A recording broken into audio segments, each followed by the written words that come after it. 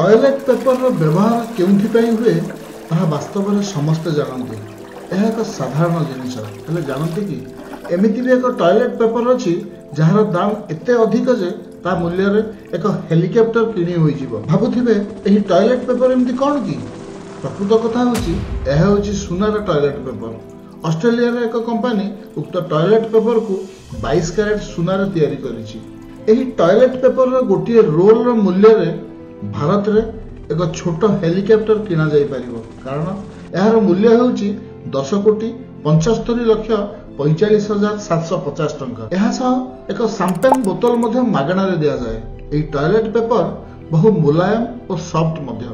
एहा को व्यवहार करिया बेले एथिरु सुनार कणिका अर्थात सुनार अति छोट छोट बॉल झड़ी पड़े, जाहारी फल रे व्यवहारकारी को राजकीय अनुभव हुए। एही भली इंटरेस्टिंग तथा इन्फॉर्मेटिव वीडियो देखुथांतो और तार मजा नेउथांतो।